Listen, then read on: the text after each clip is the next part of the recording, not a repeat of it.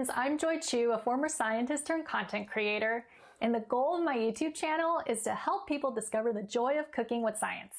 I recently got back from a very fun trip to Wales and Ireland, but after a week and a half of eating potatoes, I have to confess that I was itching to get back into the kitchen. So it's great to be with you all again, and for this week's video, I wanted to make and talk about all things scone related. After having the most incredible scone during a Welsh afternoon tea, I was inspired to make some at home. The ones I'm sharing with you today are easy to make, have a lovely crust on the outside, and are light and tender on the inside. And I'm super excited to be tasting a scone with some classic English clotted cream, a rare find in the Bay Area, and strawberry jam. So stick around to enjoy part of an English cream tea experience together. To help you make scones perfectly, I'll be sharing 4 science-based tips with you all. The first is to keep the butter cold. The second is to be gentle with the dough. The third is to add layers for more lift. And the fourth is to keep the oven temperature high. I'll explain these tips in more detail along the way, but let's start making some scones, shall we? So for tip number 1, I'm going to cut 56 grams of unsalted butter into very small cubes and freeze them. So why freeze them? The butter needs to stay distinct from the rest of the ingredients to create a light, airy scone. When the butter melts in a hot oven, its water content turns into steam, creating little pockets of air that allow the scone to rise. If it melts too early, these crucial air pockets won't form and your scone will become flat and dense. Now that the butter is nice and cold, I'm going to work on the dry ingredients. In classic UK fashion, I'm using self-raising flour, which for me starts with cake flour. I'm using cake flour because its lower gluten content creates lighter, more tender baked goods than just plain all-purpose flour. And I'm going to show you how shockingly easy it is to make both cake flour and self-raising flour at home. To make cake flour, I mix 208 grams of all-purpose flour with 32 grams of tapioca starch. Then to make the self-raising flour, I add 1 tablespoon of baking powder and a half teaspoon of table salt to the cake flour, and mix everything to combine. Continuing with our light, airy scone theme, it's best to sift the flour at least once. For the scones, I'll use 227 grams, which makes the math easier down the line. I'm now adding my frozen butter to the dry mixture and rubbing it into the flour to form small crumbs. Then I'll mix in 2 tablespoons of pulsed turbinado sugar, which adds more color to the scones than granulated sugar, until evenly combined. To mix the dry and wet ingredients more evenly, I'm creating a well in the center and adding a mixture of 68 grams of whole milk with 79 grams of heavy cream. So here's another question that may come up. What's the difference between using heavy cream versus milk for scones? And why am I using both? The answer boils down to the different fat contents. What Americans call heavy cream is about 35% fat, compared to milk, which is about 3.5%, a tenfold difference. In terms of texture, heavy cream leads to a more tender, richer scone, while milk leads to scones that are more doughy and biscuit-like.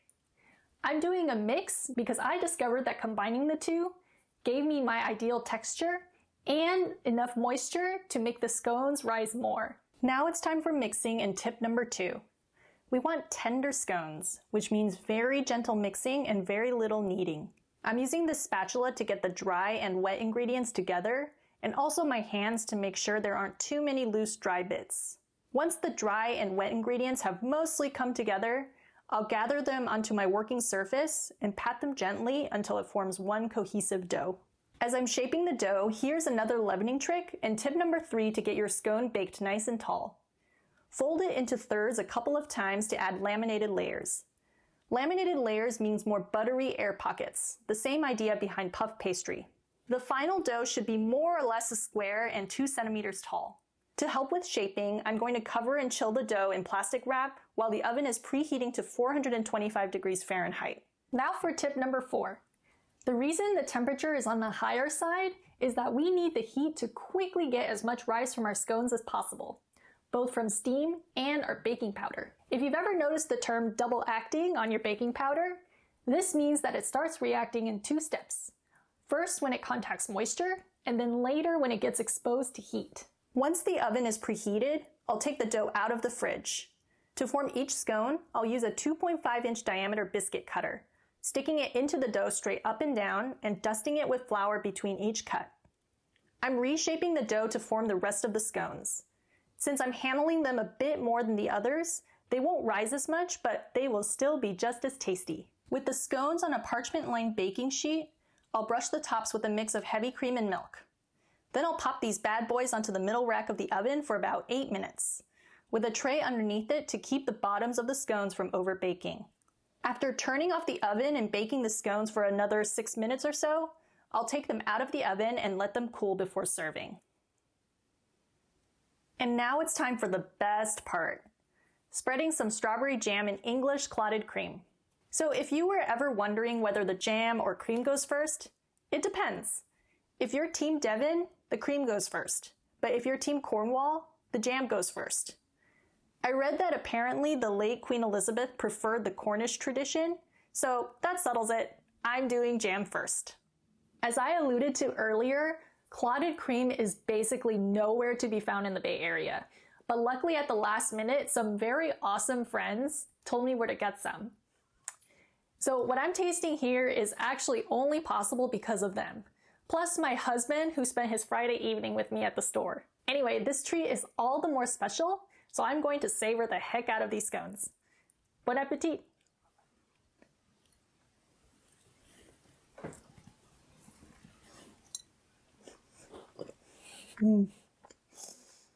I'm just so happy right now. I have nothing to say. This is so good.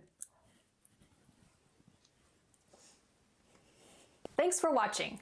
To get the full recipe with notes, subscribe to my free Substack newsletter. If you enjoyed this video and want to keep learning more about the science of everyday cooking, like and subscribe to my channel below. As a reward for making it all the way to the end of the video, I'm going to be sharing some photos from my trip in the bonus segment. Enjoy and see you next time. Cheers! So why freeze? The butter... So why freeze? The butter needs... Great. Did you say hammer time?